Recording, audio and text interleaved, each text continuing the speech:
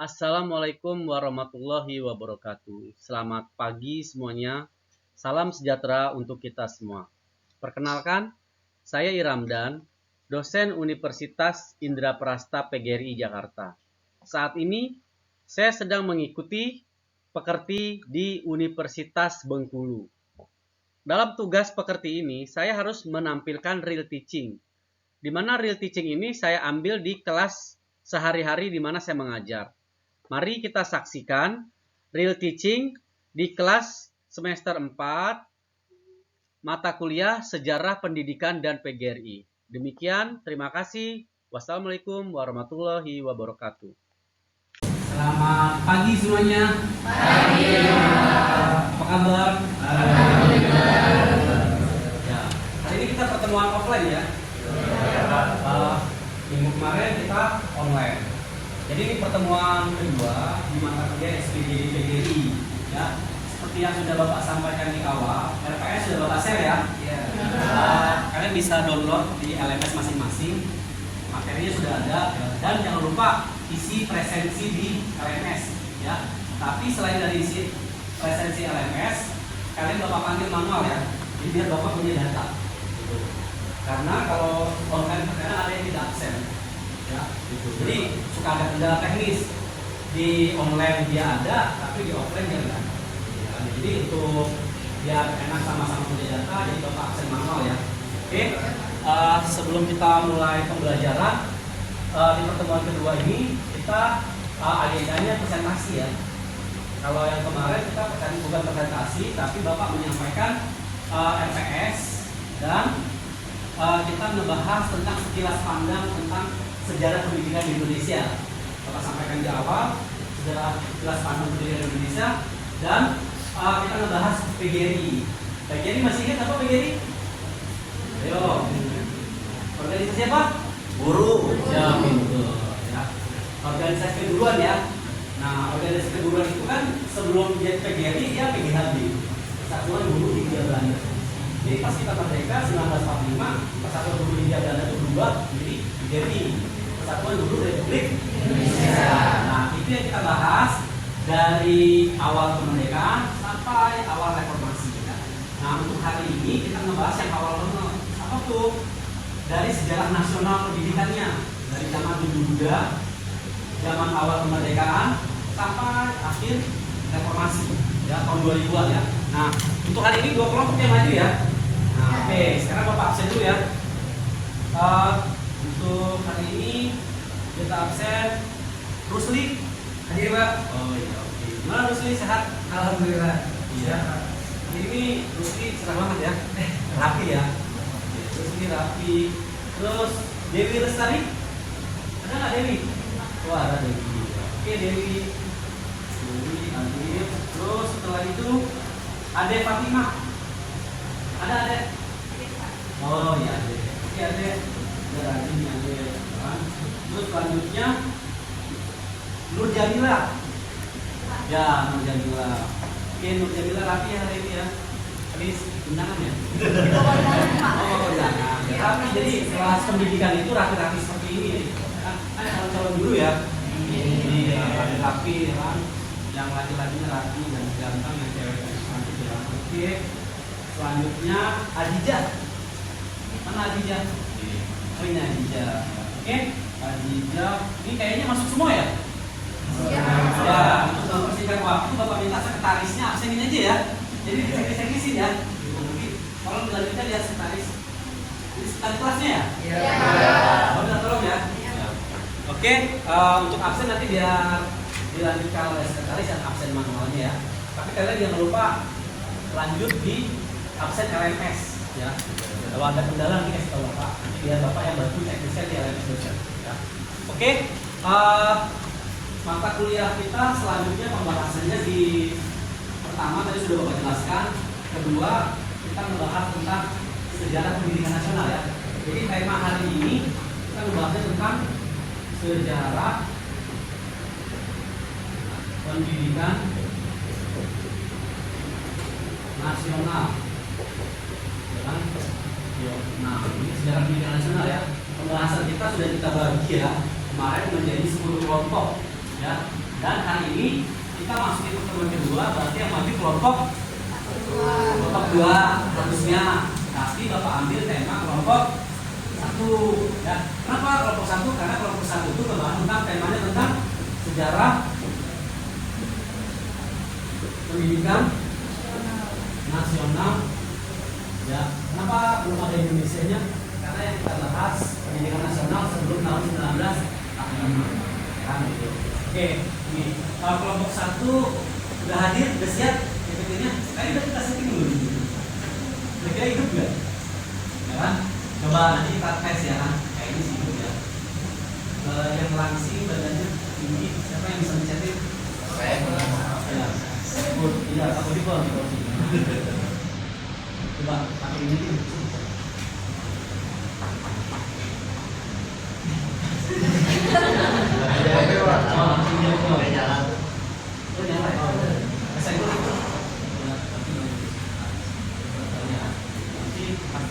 Mana colokan itu ya? Oke, untuk hari ini yang maju kita metodenya di offline ini sesuai dari RPS yang sudah Bapak bagikan, kita diskusi ya. Jadi sudah Bapak bagi nanti waktunya, kita diskusinya itu 30 menit. 30 menit pertama kelompok 1 membahas tentang sejarah pendidikan nasional. Nah, dalam diskusi itu nanti 10 menit tanya jawab ya. Gitu ya. Oke, sudah siap kelompok 1? Sudah. Nanti sini. Ya. Kelompok 1 pakai kursi itu aja nanti. Nah.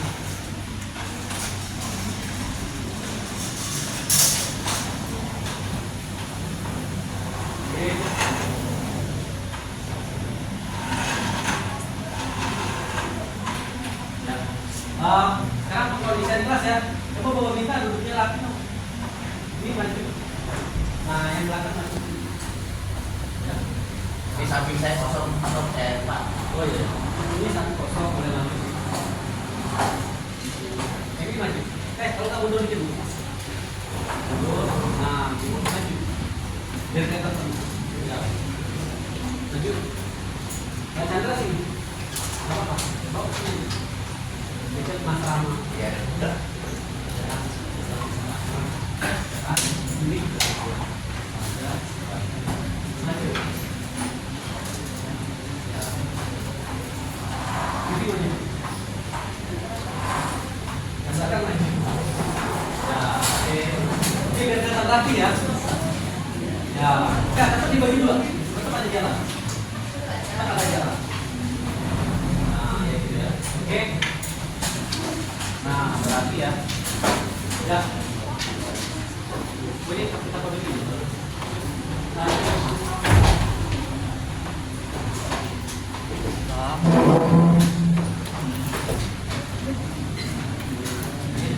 bisa dorong. Ya. Nah, ini. Udah. Separuhnya apa ya? Oke, sekarang yang akan membahas tentang sejarah pendidikan nasional itu kelompok 1 ya. Oke, kelompok 1 silakan memperkenalkan diri dulu.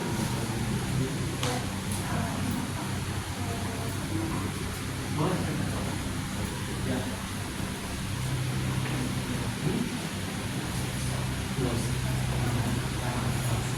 Ya. Jadi kelompok 2 siap-siap. Jadi kan mereka hanya 30 menit nih. 30 menit itu durasinya cepat. Kelompok Chandra mana? Ya, tapi sudah disiapkan. Ya, si Chandra sama Alda sama Pin siapkan ya. Ya. Ya, udah.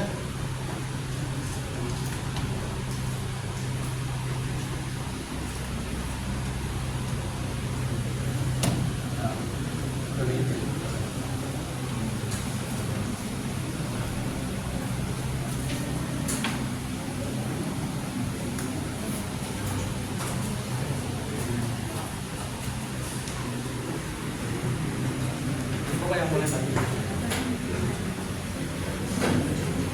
Ya, mudah-mudahan bisa kita tampilkan ya. Nah, bisa. Ya, tapi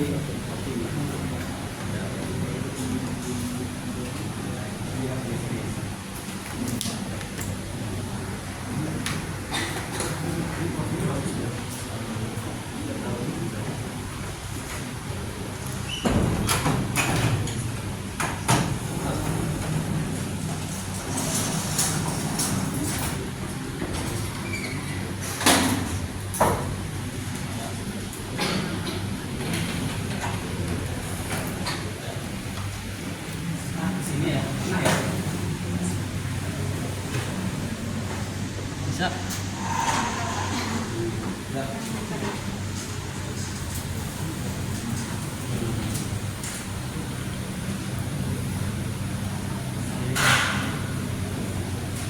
Sambil duduk nggak apa-apa, kalau nggak dibawa aja. Ya, nanti punya sandal taruh sini ya. Ya, ini biar Bapak bisa langsung nilai. Ya. Dan sebelum mereka siap tampil untuk anggota kelas bisa dilihat FPS-nya ya.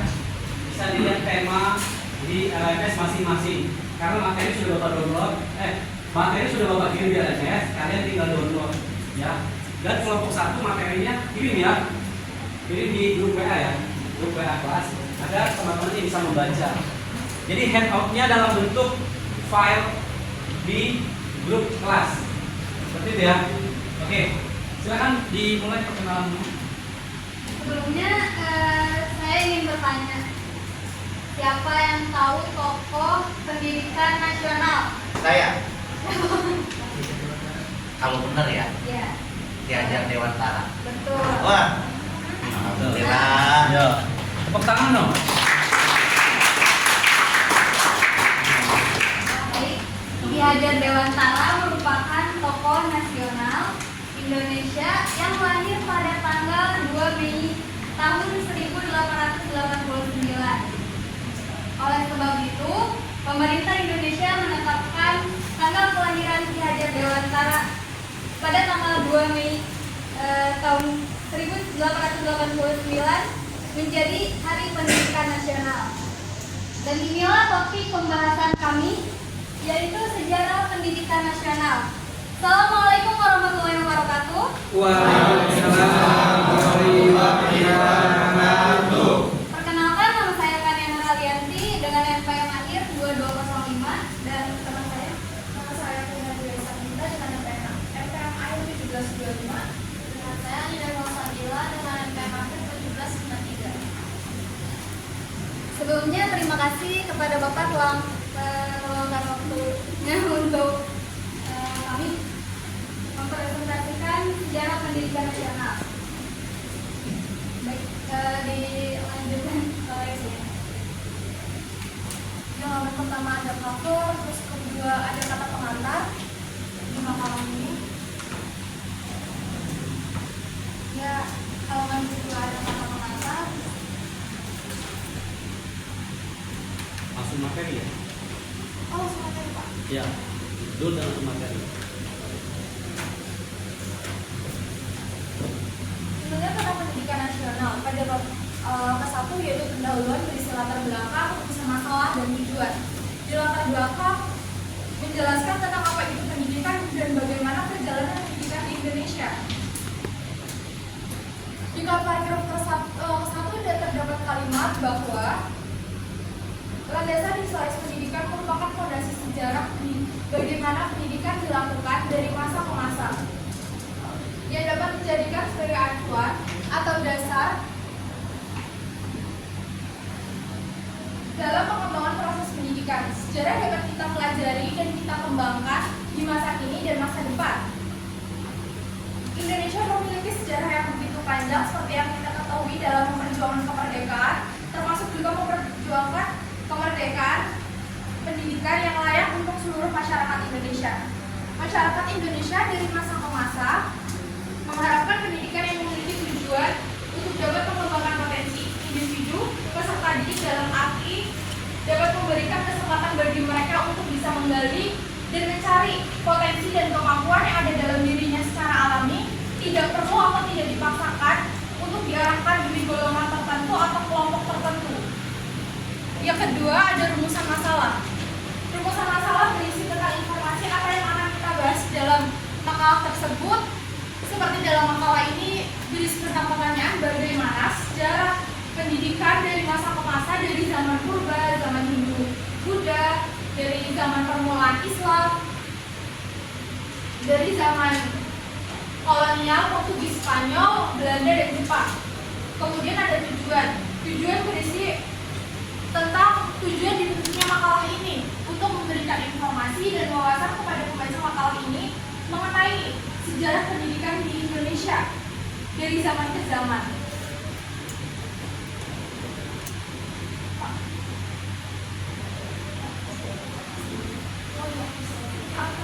Ya.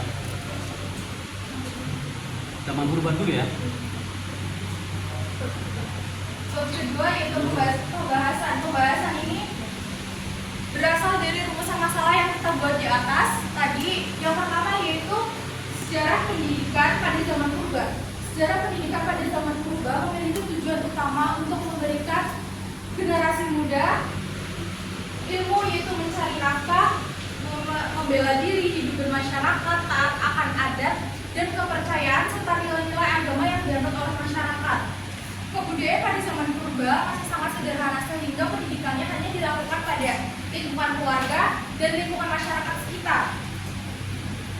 Kurikulum yang digunakan pada zaman pendidikan purba ini yaitu tentang pengetahuan, sikap dan nilai kepercayaan, keterampilan mencari nafkah, hidup bermasyarakat dan bergotong royong. Pendidiknya utamanya adalah orang tua dan masyarakat di lingkungan sekitar yang jumlahnya cukup terbatas. Selanjutnya ada pendidikan pada zaman Hindu-Buddha.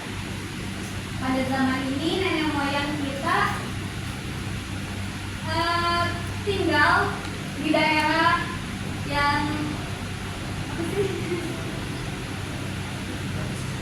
tinggal di daerah pesisir pantai. Mereka melakukan hubungan perdagangan dengan orang-orang India, sehingga dengan orang-orang India yang singgah dari perjalanannya. Seiring dengan itu, ke dalam masyarakat kita masuklah kebudayaan yang dibawa oleh orang-orang Belanda, seperti agama, tulisan, bahasa, dan juga sistem pemerintahan yang dianut oleh India atau yang berlaku di India. Contohnya seperti tokoh para ketua adat yang dinobatkan atau menobatkan diri menjadi raja-raja lokal. Lalu struktur sosial yang pada awalnya bersifat egaliter juga terus berubah. Raja dengan para pegawainya berstatus sebagai yang dijamin, sedangkan rakyat jelata berstatus sebagai yang menjamin. Sekalipun stratifikasi sosial semacam itu tidak berlaku secara menyeluruh dan tegas di dalam masyarakat kita, namun batas pemisah kelas sosial antara yang dijamin dan yang menjamin tampak jelas. Pada awalnya, yang menjadi pendidik adalah kaum Brahmana. Kemudian lama-kelamaan, perangku menjadi guru menggantikan kedudukan para Brahmana. Namun demikian, para guru pertapa juga biasanya selektif dalam menerima seseorang untuk menjadi muridnya. Tujuan pendidikan pada umumnya adalah agar para peserta didik menjadi penganut agama yang taat, mampu hidup bermasyarakat sesuai dengan tatanan masyarakat yang berlaku saat itu, mampu membela diri dan membela negara sesuai dengan jenis lembaga pendidikannya.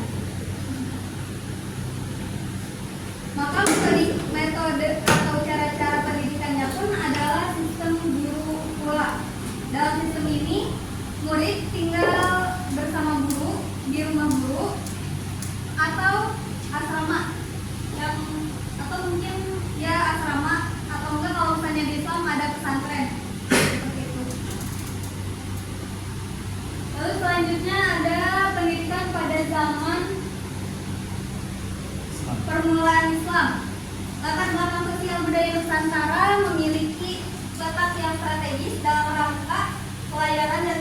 perdagangan melalui para saudagar dari Jawa yang masuk memeluk ajaran agama Islam. Contohnya seperti yang kita ketahui ada Wali Songo. Lembaga perguruan pada zaman ini sudah ada sebelumnya yang dari masa Hindu-Buddha seperti pesantren yang dilanjutkan oleh para wali, ustadz ataupun ulama Islam. Pendidikan pada zaman ini berisi tauhid, Al-Quran, hadis, fikih, dan bahasa Arab, termasuk menulis dan membaca. Pendidikan dilakukan dengan metode yang bervariasi. Dilakukan tergantung dengan sifat materi,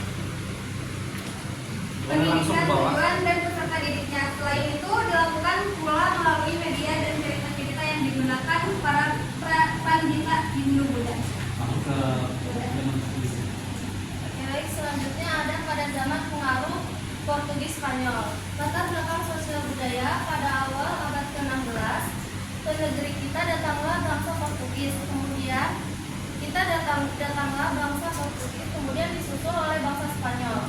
Pengaruh bangsa Portugis dalam bidang pendidikan utamanya berkenaan dengan penyebaran agama Katolik. Kurikulum pendidikannya berisi pendidikan agama Katolik ditambah pelajaran membaca, menulis, dan menghitung.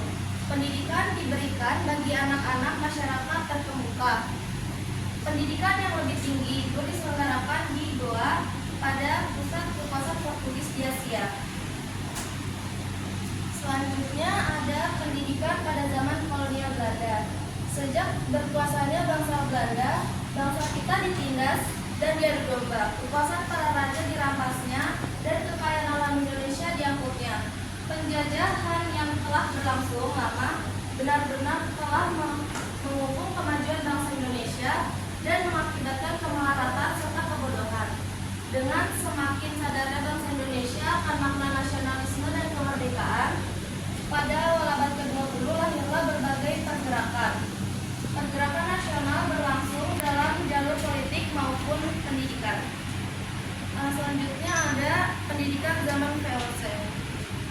VOC menyelenggarakan sekolah dengan tujuan untuk misi keagamaan, bukan untuk misi intelektualitas ataupun tujuan lainnya adalah untuk menghasilkan pegawai administrasi rendahan di pemerintahan dan gereja.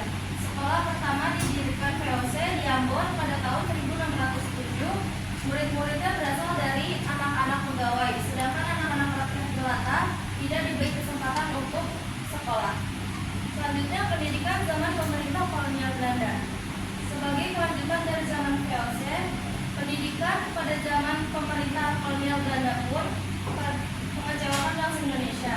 Dalam periode pemerintahan kolonial Belanda, betapa kecilnya usaha-usaha pendidikan bagi kalangan bumi putra sampai akhir 1940.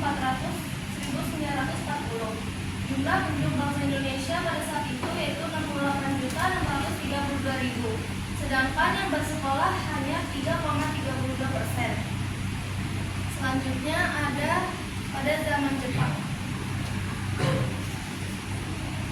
Pendidikan zaman pendudukan militerisme Jepang merupakan bentuk kepentingan identitas kekuasaan terhadap bangsa Indonesia. Bentar, ini sampai Jepang ya? Iya Pak. Ya, nanti dilanjutkan oleh kelompok selanjutnya di awal kemerdekaan sampai reformasi ya? Ya, oke, ini kita batasi ya permasalahannya sampai Jepang. Setelah itu nanti kalian duduk, kita buka sesi diskusi presentasi. Ya, oke. Sekarang langsung ke pendidikan Jepang. Sekarang lanjut, Bapak takut kebablasan tadi. Ya, ke Jepang ya. Ya, lanjut. Baik, akan saya ulang. Pada zaman Jepang, pendidikan zaman pendudukan militerisme Jepang merupakan bentuk kepentingan identitas kekuasaan terhadap bangsa Indonesia.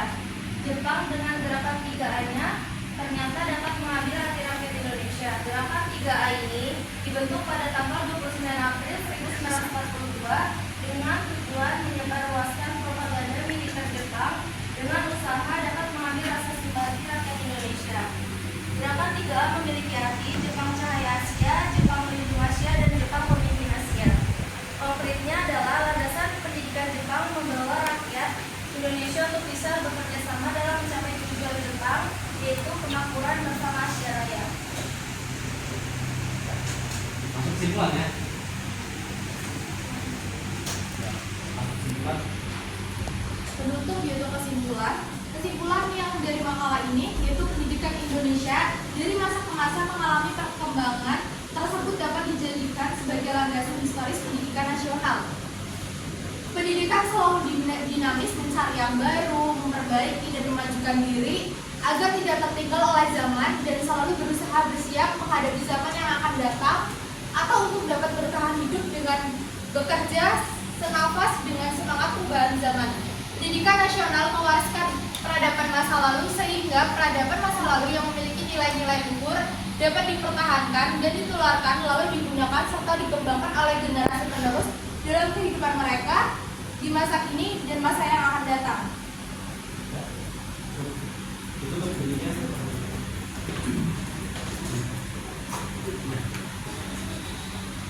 Demikian presentasi dari kelompok kami. Apakah ada yang ingin bertanya? Sebelum dibuka sesi pertanyaan, silakan duduk dulu. Kita buka sesi pertanyaan ya dari makalah presentasi yang sudah ditampilkan dan kalian bisa lihat di materi yang sudah di-share di kelompok kelas ya di grup WA. Silakan dibaca, diamati kira-kira ada pertanyaan tidak terkait dari materi yang sudah disampaikan oleh kelompok 1. Nah, di sini bisa kita tarik kesimpulan bahwa proses pendidikan di Indonesia, kalau kita sebut 1945 sini namanya Indonesia, tapi 1945 ke bawah masih kita sebut nasional karena dari tahun 1 sampai tahun 1942 Indonesia itu belum ada nama ya. Jadi lihat di sini historis tahun 1 sampai tahun 400 sampai tahun 700 sampai tahun 1000 ya. Ini udah ada pendidikan ya. Nah, ini zaman Hindu Buddha ya. Dari tahun 1000 sampai tahun 1500 ini udah masuk zaman kerajaan Islam. Walaupun masih ada kerajaan Majapahit di sini ya, 1200 sampai 1300.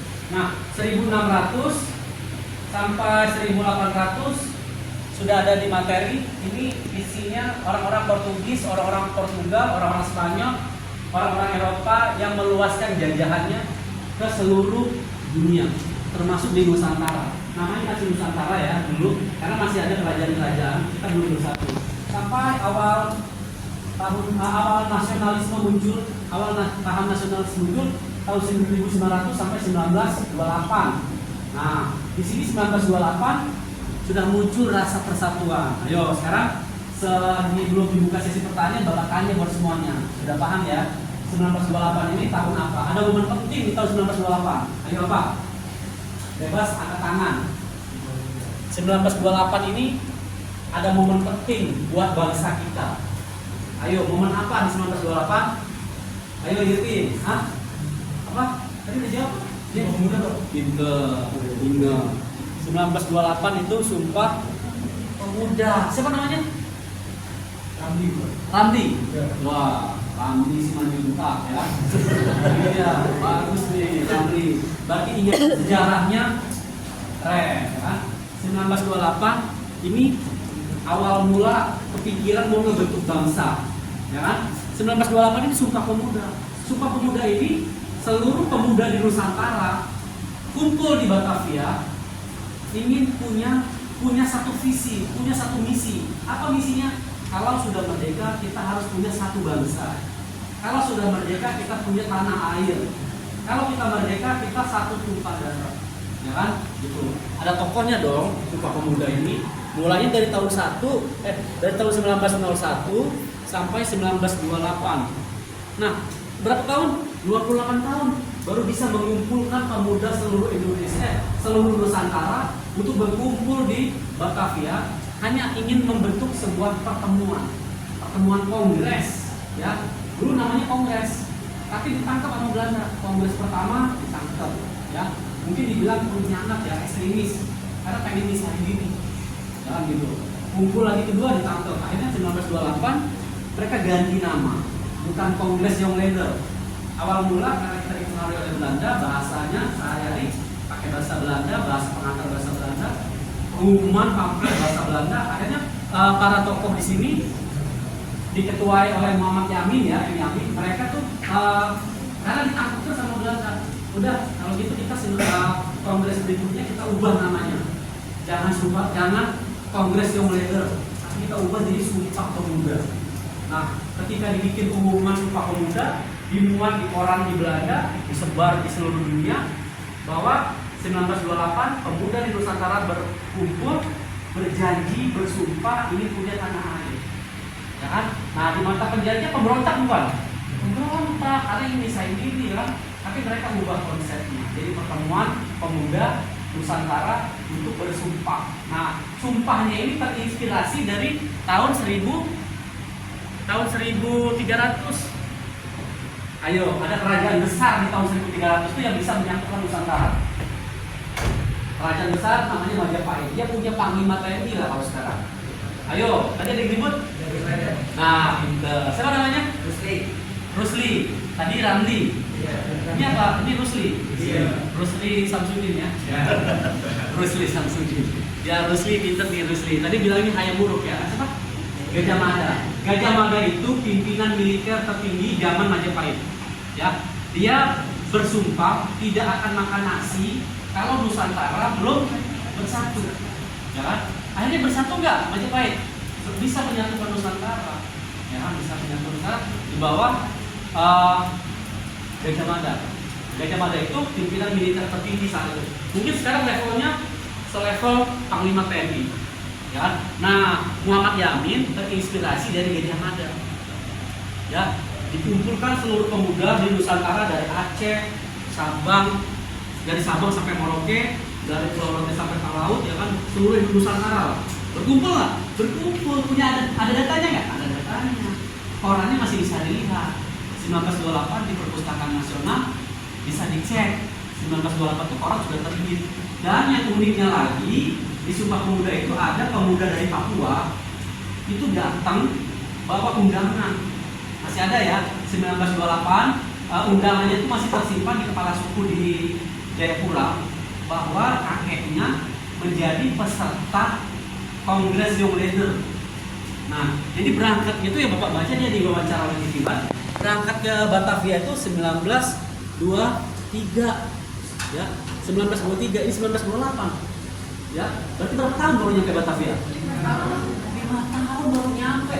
Bayangkan, kita kalau ke Ambon naik kapal feri seminggu sekarang semuanya, 3 hari 4 hari ya, naik pesawat hitungan jam. Dulu 5 tahun, kenapa 5 tahun? Karena dulu kan kayak kapalnya ngandelin angin barat, angin timur. Mungkin dari Ambon tujuan ke Batavia bisa jadi dia ke Sulawesi terdampar setahun, dia dulu di situ tunggu angin barat lagi, terdampar di Kalimantan tunggu lagi ya kan. Akhirnya 19 Nah inilah perjuangannya. Sebenarnya ngumpulnya tuh keinginan dari tahun 01 ya kan, tapi bisa berkumpul 28 tahun kemudian.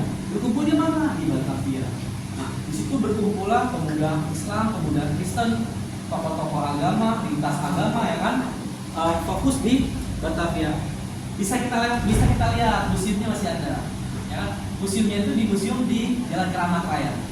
Kalau kita ke Keramat Raya itu ada rumah sahabat Bapak ya kan. Kalau mau rumahnya Bapak lewat situ Keramat Raya ya. Dr. Amadona teman-teman aja ya. Rumahnya dari Keramat Raya terus Senen sebelah ke arah Pamulia ya kan di situ. Itu rumah saudara Bapak ada di situ ya. Nah Bapak setiap lewat baru tahu ini Sumpah Pemuda ya kan. Jadi sampai sekarang masih ada itu bekas rumah saudagar Cina, ya kan? Yang rumahnya boleh digunakan untuk kongres. Adanya kongres di kantor pakai 15, ya kan? Kongres itu pakai juga, tapi ada saudagar boleh pakai rumah saya ini, ya kan gitu. Nah ini rumahnya masih bisa kita lihat, ya. Oke, itu sekilas pandang terkait dengan sejarah pendidikan dan penyatuan bangsa sampai sudah ada guru belum saat ini? Sudah ada, namanya masih PGHB, Persatuan Guru Hindia Belanda. Nah, 1945 baru berubah menjadi Persatuan Guru Republik Indonesia. Ya kan? Tahun 45 baru berubah. Ya, udah jadi guru ya di sini ya? Berapa nih? Ya, oh iya ini kan Bapak pakai kelas retensi ya. Kelas retensi ini rata-rata ada guru ya, karyawan ya kan. Pantesan pinter-pinter semua. Ya kan? Guru semua pada cerdas-cerdas ya. Oke, sudah ke-save ya sekilas pandang terkait dengan kePGRI-an dan Sejarah Nasional Pendidikan. Untuk info lengkapnya bisa di-download di LMS masing-masing materinya ya. Oke, sekarang kita masuk ke sesi diskusi ya. Ya, silakan kelompok 1 dibawakan untuk diskusi. Hanya buka berapa pertanyaan? Oh, buka 3 pertanyaan. Silakan untuk 3 pertanyaan dari kelompok 3 sampai 10 ya. Ya, 3 sampai 10. 1 di kelompok 2 ya. Silakan coba. Sudah bisa tadi ininya? Sudah belum? Sudah. Ya, siapa? Silakan. Saya Pak, ini perkenalkan saya Rusli, ingin bertanya kepada kelompok tentang bagaimana peran ideologi nasionalisme Jepang dalam mempengaruhi kurikulum dan materi pendidikan di Indonesia. Oh, Terima kasih. pendidikan. Ya, catat Rusli. Catat ya. Ya, oke. Rusli, Bapak ya, Pak. pinter Rusli. Bapak tanda ini di absen. Iya. Bintang ini di absen. Rusli 2 kali dia jawab ya. Saya juga Pak Junaid. Oh, Junaidi. Bang Junaidi ya. Makasih Bang Junaidi. Ya. Bang Junaidi udah jadi guru ya? Bapak. PU ya? Bukan. Apa? Training service. Oh iya, ya mudah-mudahan nanti selesai S1 naiklah minimal jadi pimpinan klinik servis. Amin. Amin. Jadi koordinator ya. Jadi Bang Jun ini sebenarnya dia udah D3 ya kan? Tapi untuk meningkatkan karir dia lanjut S1 agar jadi koordinator klinik servis di sebuah perusahaan BUMN. Pengennya jadi guru, Pak. Pengen jadi guru. Oh. Kayak Bapak gitu. Ya luar biasa ya, keinginannya mulia sekali. Ya, iya. Jadi karirnya berawal dari cleaning service karena rajin diangkat jadi manajer cleaning service ya kan, pimpinannya ya, koordinator ya. Koordinator, ya Bapak baca mana pas kenalan ada temennya yang bilang bahwa Bang Junaidi ini di salah satu perusahaan BUMN ya.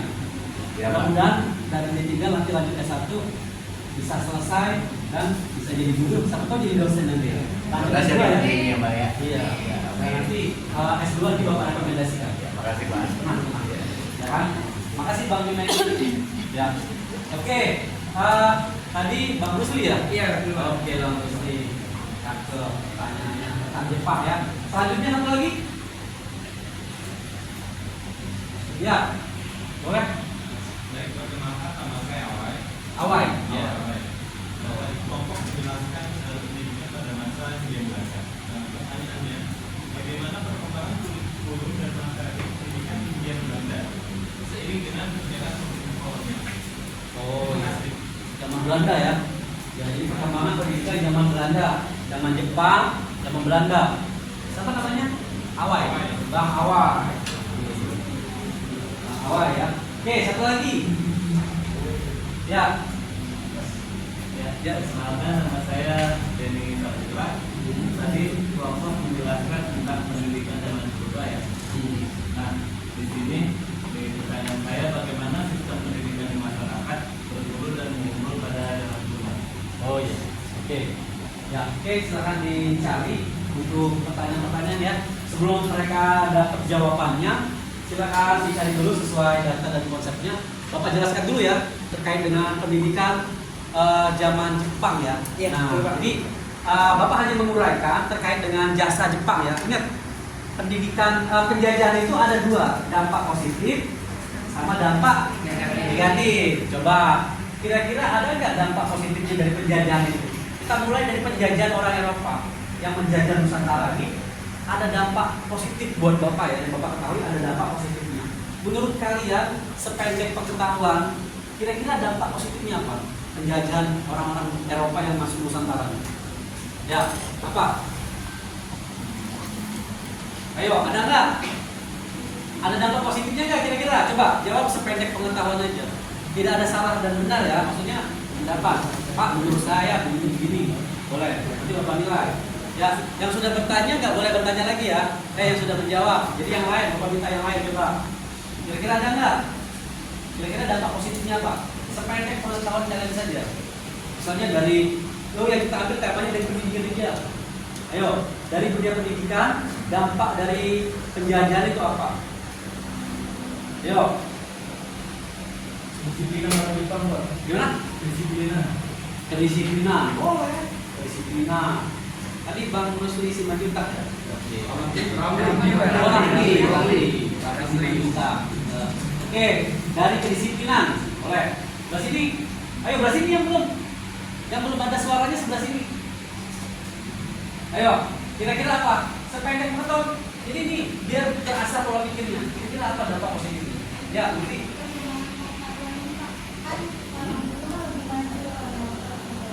Oh, membawa dampak positif dari kemajuan, dampak pengetahuan ya. Nah, ya boleh ya. Ada lagi? Selain Bukti? Ayo, apa kata-katanya? Ya, Bapak tunjuk apa gimana?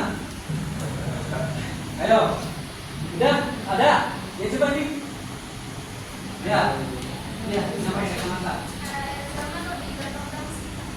Zaman berkembang. Di bidang apanya? Apa bahasa dan pengetahuan ya, dan komunikasi karena interaksi ya mungkin ya, dari interaksi bahasa jadi beragam boleh ya kan. Oke, jadi dari tiga tadi yang memberikan saran bukan saran apa namanya, ungkapan hal yang positif dari penjajahan itu di bidang pendidikan, tapi yang dijawab dari bidang umum ya, dari komunikasi dan bahasa, dari bidang pengetahuan. Tadi Bang Rusli apa? Kedisiplinan ya. Oke, boleh ya, itu secara umum ya. Nah, yang akan Bapak bahas sekarang di bidang pendidikan. Ingat nih, perlu diketahui yang kita rasakan sekarang aja dampak positif dari penjajahan itu. Pertama dari huruf, mereka membawa huruf, dengerin, mereka membawa huruf A, B, C, D. Huruf apa ini? Ini yang bawa mereka 1, 2, 3, 4. Nah, jadi abjad ini mereka bawa ke Nusantara itu sekitar tahun 1600. Jadi mereka datang, mereka membawa ini, ya, membawa huruf A, B, C, D. Huruf apa namanya? Ya, huruf abjad, tapi namanya apa? Huruf Latin. Huruf Latin ya. Jadi mereka membawa ini. Kita pakai nggak sekarang? Nah, dampak positif nggak ini? Dampak positif ya. Karena kita pakai sampai sekarang. Coba kalau mereka tidak datang, huruf apa yang kita pakai kira-kira? Huruf apa? Huruf Sanskerta ya kan? Jadi yang dipakai huruf Sanskerta. Dari tahun 1 sampai tahun 1000 yang dipakai itu huruf Sanskerta. Huruf Sanskerta itu yang tulisannya begini. Ini. Itu ya, kamu nggak bisa baca nih. Cuma kira-kira aja kayak tulisan Thailand. Ya, dari tahun 1 sampai tahun 1000 tulisannya begini. Ya, ini yang ditemukan di prasasti. Begitu orang Eropa datang, mereka memperkenalkan huruf yang lebih simpel. A, B, C, D. Akhirnya kita pakai untuk korespondensi, ya kan? Sampai sekarang. Walaupun zaman Islam membawa tulisan juga. Ayo, zaman Islam membawa tulisan untuk orang Islam paham dan familiar. Tulisannya itu huruf Al-Quran. Karena kalau orang Islam syarat masuk Islam itu harus bisa baca Al-Quran. Jadi huruf Arab. Ya, huruf Arab itu kan kunci untuk sholat. Kan kita harus bisa bacanya. Kan nggak berubah ya kan gitu. Nah, jadi huruf Arab. Pernah dipakai nggak huruf Arab untuk korespondensi? Pernah. Zaman kerajaan Islam, huruf Arab itu digunakan sebagai surat menyurat. Tulisannya Arab, bahasanya Melayu. Ya kan? Tapi kalau anak-anak pondok pesantren tahu pasti. Ada yang lulusan pesantren? Ada nggak? Anak MAN atau anak MTS? MA, Madrasah Aliyah atau Madrasah Sanawiyah. Dia biasa membaca Al-Quran hadis, kitab kuning kalau pesantren, ya kan? Nah, itu pakai bahasa Arab, tapi tulisannya Melayu Indonesia, ya kan? Nah, itu dampak positif dari penjajahan orang Eropa. Mereka membawa tulisan. Oke, cukup satu. Nah, kalian nanti jawab ya. Bapak hanya mengembangkan. Sekarang tadi yang ditanya oleh Rusli Simanjuntak. Rusli Simanjuntak itu tadi membawa apa namanya tentang Jepang ya. Tapi kalian beda dengan jawabannya. Bapak hanya mengembangkan dampak positif di bidang pendidikan Jepang. Kira-kira ada yang tahu nggak apa yang dibawa oleh Jepang? Ayo. Kira-kira apa yang dibawa oleh Jepang ketika mereka menjajah 3 tahun, 3 tahun setengah ya Jepang itu. Dulu Jepang itu masuk tahun 1942 sampai 1945. Berarti berapa tahun ini? 3 tahun ya. 3 tahun Jepang masuk, dia membawa dampak positif sampai saat ini. Ayo, ada yang tahu nggak dampak positif yang dibawa oleh Jepang dan kita pakai sampai sekarang? Infrastruktur. Infrastruktur pinter ya Bang Junaidi. Pertama, infrastruktur yang bisa kita rasakan jembatan. Iya benar. Kalau ke Palembang itu ada jembatan namanya Ampera, itu Jepang yang buat, ya kan? Oke, di bidang infrastruktur ada lagi? Ayo, ada lagi? Ayo, Pak. Sekarang di bidang pendidikan. Ayo, yang kita rasakan di bidang pendidikan, banyak kita yang nggak tahu, banyak yang kita lupa, banyak yang kita nggak mau tahu. Ya, terkait dampak positif dari yang mereka Jepang bawakan ke kita. Mereka awalnya datangnya baik sih, ya kan? Datang dengan tujuan melindungi bangsa Asia dari jajahan Eropa. Nah, mereka datang, mereka serang, mereka habisi, ya kan? Nah, tapi nyatanya Jepang kalah juga ya, dan mereka membawa dampak positif sampai saat ini. Apa dampak positifnya? Udah Bapak kasih tahu aja. Dampak positifnya Jepang mengubah bentuk pendidikan. Jepang itu mewariskan bentuk pendidikan SD, SMP, SMA. Nah, ini masih ada nggak SD, SMP, SMA? Masih. Sampai sekarang tidak kita ubah sistemnya. SD 6 tahun, SMP 3 tahun, SMA 3 tahun. Artinya, waktu orang-orang Eropa menjajah Nusantara, mereka membuat pendidikan hanya untuk orang tertentu saja, tidak untuk semuanya. Tapi begitu Jepang masuk, kata Jepang pendidikan untuk semua. Bahasa ubah, ya, kurikulum berubah. Jadi orang Jepang ketika masuk di Nusantara tidak boleh dalam dunia pendidikan menggunakan bahasa Eropa, bahasa Belanda. Dia bilang gini, gunakan bahasa yang kalian biasa pakai. Bahasa apa coba? Bahasa Melayu Nusantara, ya, yang menjadi bahasa Indonesia. Dan bahasa ibu gitu. Apa bahasa ibu? Bahasa ibu itu bahasa daerah masing-masing. Nah, kalau di Nusantara sekarang ya, bahasa daerah masing-masing itu yang digunakan. Contohnya kalau di Jabodetabek kita menggunakan bahasa Indonesia resmi ya. Tapi kalau di Sumatera, Bapak pernah penelitian, Bapak pernah pengabdian masyarakat ke Palembang sama Lampung.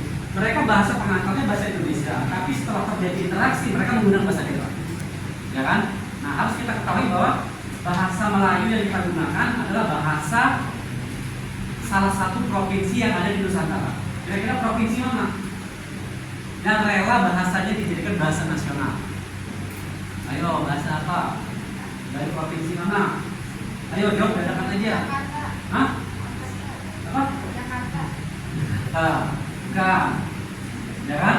Gak apa-apa, nggak bisa jawab, ya kan? Bahasa yang kita pakai ini adalah bahasa dari salah satu bahasa yang ada di provinsi di Indonesia. Dulunya bahasa orang Sumatera. Yo, bahasa mana? Sendiri. Sendiri. Sebelum mereka menjawab, kita membuka wawasan dulu ya, Bapak sampaikan. Saat Kongres Sumpah Pemuda 1928, untuk menentukan bahasa, kan polling dulu. Ya. Nah, dijawab Bapak ya. Ya. Jadi ketika 1928 di Batavia yang di Jalan Keramat, itu pemuda di Nusantara Kongres dan mereka menentukan kalau merdeka harus punya bahasa dong, harus punya negara, harus punya tanah air. Nah, penentu pertama bangsa itu harus satu bahasa. Nah, ketika Kongres yang paling banyak yang datang itu orang mana? Orang Jawa yang paling banyak datang. Kan? Coba kalau orang Jawa egois. Kan kalau hasil forum dari voting suara terbanyak yang menang kan? Tapi begitu Kongres orang Jawa diem aja, ya kan? Yang Ambon ngajuin, nanti kalau kita terbentuk negara bahasa nasional bahasa Ambon, tulis oleh panitia bahasa Ambon. Datang lagi orang Kalimantan, banyak datang, kami mengajukan bahasa Kalimantan, ya kan? Tulis orang Batak, Indonesia Tengah, ya, kasih masukan bahasanya mereka, ya kan? Orang Jawa diem aja, ya kan? Nah, akhirnya keputusan bilang kita nggak sadar kita ketemu seperti ini menggunakan bahasa apa ini, ya kan? Ini bahasa Melayu, ya kan? Bahasa Melayu Melayu Riau. Kita nggak sadar kalau kita menggunakan bahasa Melayu. Udah kita copy aja. Yang setuju bahasa Riau menjadi bahasa nasional siapa? Orang Jawa nggak ditanya. Coba kalau misalnya orang Jawa ngajuin, udah nanti kalau misalnya terbentuk bangsa Indonesia, negara Indonesia, bahasa nasional kita adalah bahasa Jawa misalnya. Udah, menang mereka. Akhirnya begitu voting, orang Jawa setuju kalau bahasa nasional ketika di Kongres Sumpah Pemuda 1928 yang menjadi bahasa nasional hanya bahasa Indonesia, bahasa Melayu Indonesia. Sepakat. Begitu voting itu, bukan hanya orang Jawa yang datang, hanya sepakatlah bahasa yang kita gunakan kalau kita merdeka adalah bahasa Indonesia yang diambil dari bahasa Melayu. Nah, Melayu itu di mana? Tadi dijawab ya. Siapa namanya? Sulastri. Ya, Sulastri ya. Ya, nama umumnya Sulastri ya. Ya, Mbak Lastri ya. Oke, Lastri bisa jawab tadi bahasa Riau. Riau itu di mana? Di Pekanbaru. Nah, banyak mahasiswa yang Bapak tanya, bahasa Melayu itu di mana? Jawabnya Malaysia. Ya kan? Melayu Malaysia. Melayu yang sesungguhnya itu ada di Sumatera. Ya kan? Melayu yang sesungguhnya ada di Sumatera. Semenanjung Malaya itu belum ada dulu. Semenanjung Malaya itu belum ada. Malaysia itu belum ada. Namanya masih Semenanjung Malaya. Dan itu bagian dari Kesultanan Riau. Ya, Kesultanan Riau, Kesultanan Samudra Pasai, Kesultanan Delhi, itu Riau sama Semenanjung Malaya satu dulu yang memisahkan Inggris. Ya kan? Karena Inggris itu pakai politik divide et impera, madu domba. Ya kan? Jadi terpisahlah antara Siak Indrapura, Johor, Malaka, itu bagian dari Nusantara. Kita satu. Lihat dengan orang Malaysia, bahasa sama, ras sama, ya, tapi negara itu, ya kan? Siapa yang ngacak-ngacak? Inggris yang ngacak-ngacak begitu ya. Padahal kita sama, bahasa sama. Orang Malaysia itu orang Padang semua isinya, ada orang Jawa kan? Ya. Makanya kalau misalnya konflik kita nggak jauh rebutan. Rebutan apa? Rebutan lagu, rebutan makanan, ya kan? Saling klaim, ya kan gitu. Pernah katanya punya orang Malaysia. Padahal di Malaysia tradisi ini di negeri 9 itu isinya orang Padang semua, ya kan? Terus kalau di bidang seni mereka mengklaim ada Riau, tapi mereka sebut Barongan. Ternyata orang Jawa semua di sana, ya kan? Tapi mereka pintarnya apa? Mereka mendaftarkan hak paten di PBB tanggal, ya kan? Nah itu akhirnya muncul konflik, ya namanya HKD ya. Malaysia itu seperti saudara, bukan saudara, memang saudara sekandung sebenarnya, cuma dipisah oleh Inggris waktu itu ya. Nah oke, ini gambaran singkat terkait dengan Kongres di Sumpah Pemuda ya. Itu masuk di era pendidikan awal-awal zaman nasionalisme ya. Oke, sekarang kelompok 1 sudah siap? Ya, silakan dijawab. Silakan dijawab. Saya akan menjawab pertanyaan dari Dini Saputra. Tadi kan pertanyaannya bagaimana sistem pendidikan di masyarakat berburu dan mengumpul pada zaman purba. Sistem pendidikan di masyarakat berburu dan mengumpul pada zaman purba memiliki karakteristik yang berbeda dengan sistem pendidikan modern pada saat ini. Yaitu seperti yang pertama pada zaman purba, yaitu pendidikan informal dan praktis, yaitu proses belajar secara informal melalui pengalaman langsung dan pengamatan. Materi pembelajaran berfokus pada keterampilan praktis yang digunakan untuk bertahan hidup seperti berburu, mengumpulkan makanan, membuat alat, membangun tempat tinggal. Yang kedua, pembelajaran berbasis alam. Alam menjadi sumber utama pembelajaran dan mempelajari siklus alam, perilaku hewan, dan karakteristik tumbuhan. Yang ketiga, peran orang tua di masyarakat sekitar. Orang tua dan anggota komunitas menjadi pendidik utama, mengajarkan keterampilan dan pengetahuan yang dibutuhkan secara interaksi langsung. Yang keempat yaitu pendidikan holistik. Pembelajaran mencakup aspek fisik, mental, emosional, dan spiritual. Pengetahuan dan keterampilan diajarkan secara integrasi, tidak terpisah-pisah. Gimana ini? Oke, sudah disampaikan di mana tadi yang tadi siapa? Ya, siapa namanya? Denny. Oke, catat ya. Denny ya. Ya. Oke. Setelah Denny siapa? Pertanyaan kedua.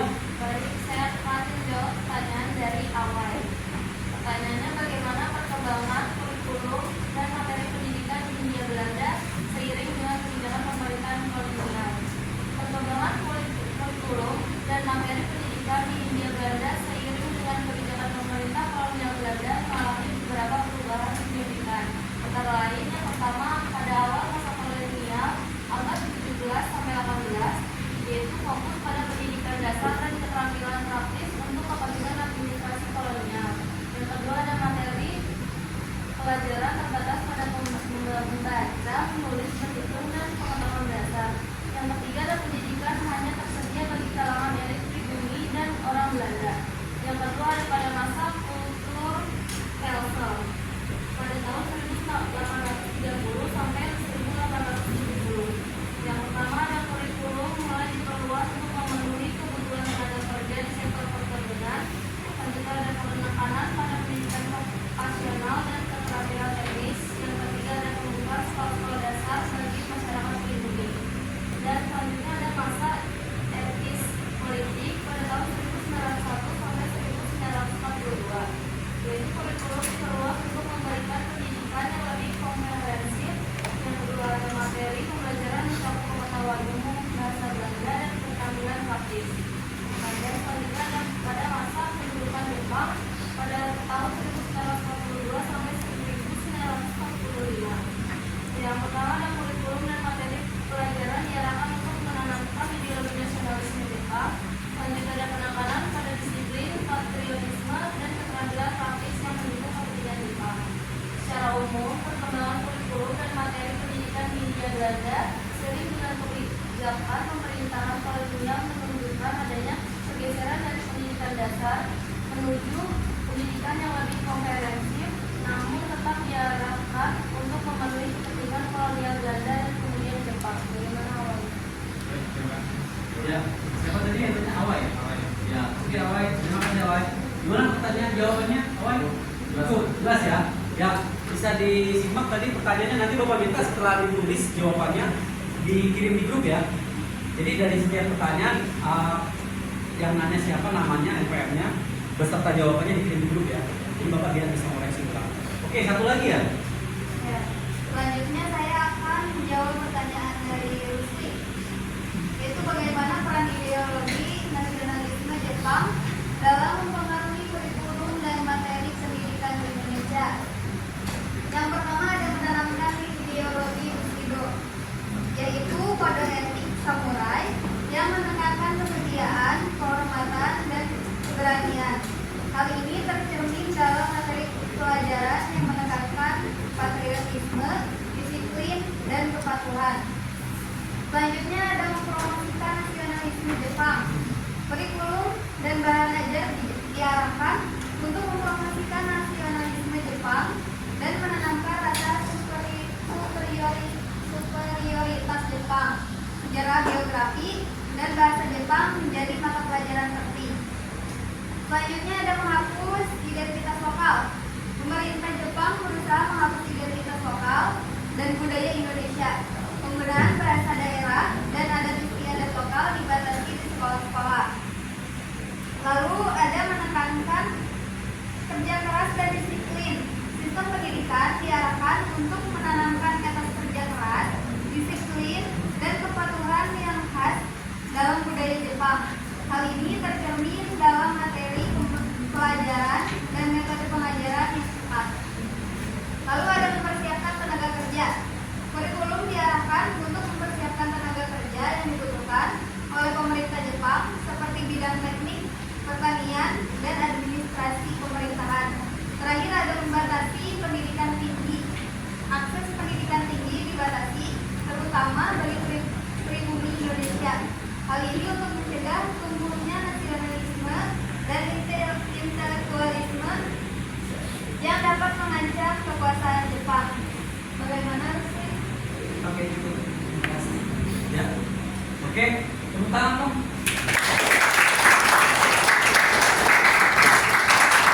Oke, terima kasih sudah menyimak presentasi kelompok 1 ya. Luar biasa tadi pertanyaannya. Kita bisa membuktikan bahwa kelas ini cerdas-cerdas ya. Jadi kita bisa dikasih nyimak gitu ya, dari pertanyaan-pertanyaan ini kita bisa lihat. Tapi kalian dari materi yang sudah diberikan di HP masing-masing ya. Jadi Bapak sengaja tidak memberikan handout dalam bentuk ini karena saya lebih familiar dengan HP ya. Jadi biar hemat juga. Jadi kalau ini kan kita bagikan nanti taruh tas dan baca. Tapi kalau di HP baca kan. Nah, jadi makanya nanti kalau misalnya mereka setelah presentasi makalah di print berikan bapak. Tapi kalian cukup soft copy-nya saja, ya kan? Agar apa? Agar mudah dipahami. Karena kalian lebih akrab HP kan daripada dengan ini. Benar nggak? Lebih enak dikirim ke HP kan? Daripada pegang ini. Karena kalau di HP dipegang ke bawah kemana-mana kan? Tinggal dompet kita biasa aja. Tapi tinggal HP, repot urusannya. Kan? Kita nggak bawa duit tapi bawa HP, kita masih bisa jajan. Masih bisa beli bensin, masih bisa beli tiket kereta ya kan? Mau keren, boleh naik keren. Kalau naik busway masih bisa naik HP. Kalau ada HP, berarti daya dukung HP itu menjadi daya dukung pembelajaran nggak? Ya, HP menjadi daya dukung pembelajaran juga. Oke, cukup. Terima kasih untuk kelompok 1 ya. Sekarang kita lanjut ke kelompok 2 ya. Nah, kelompok 2 ini bukan penyempurnaan tapi melanjutkan tentang pendidikan zaman reformasi ya. Ya, dari pendidikan nasional tadi sampai pendidikan Jepang, nanti dibahas oleh kelompok selanjutnya di zaman reformasi ya. Ya, awal reformasi ya. Oke, silakan Chandra dan teman-temannya untuk maju membahas tentang awal reformasi ya Pak. Oh iya, silakan. Oh iya, mau pulang. Bapak, Iya, ya. Bapak, kalau ini ya. Iya, silakan.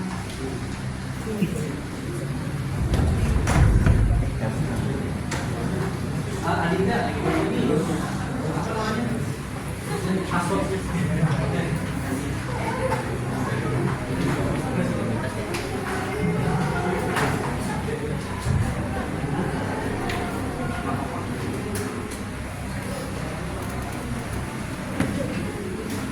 Ya. Duduk di sini boleh kan? Oke, kita tunggu untuk kelompok 2 yang presentasi ya tentang PGRI era reformasi ya. Ya, oke. Ya, apa? Ya. Ya.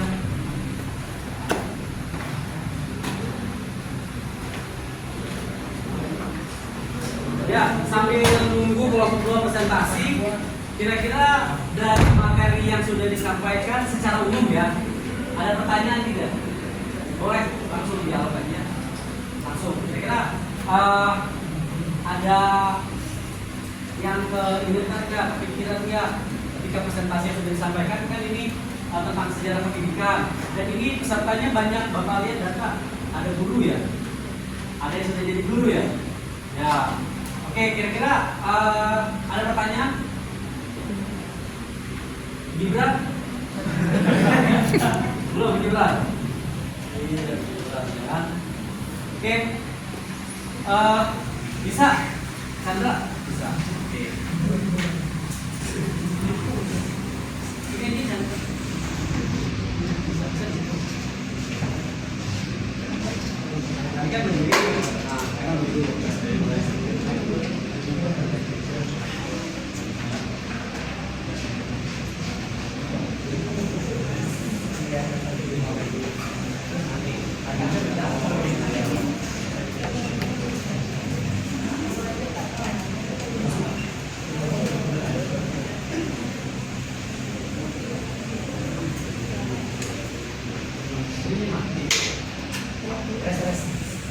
Ada yang tinggi baru saya perlu.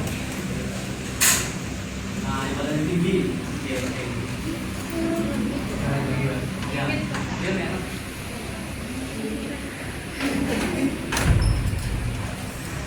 Ya.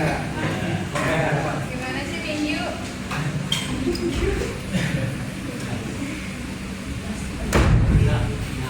Oke. Bentar ya.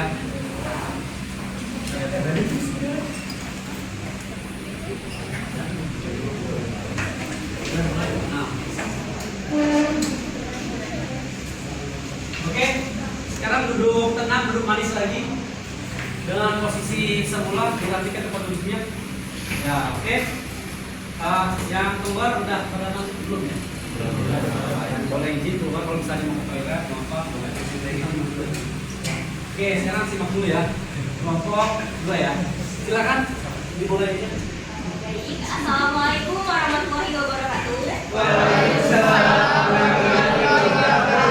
Selamat pagi semua. Yang terhormat Bapak Iramdan selaku dosen pengampu mata kuliah Sejarah Pendidikan dan PGRI dan rekan-rekan sekalian.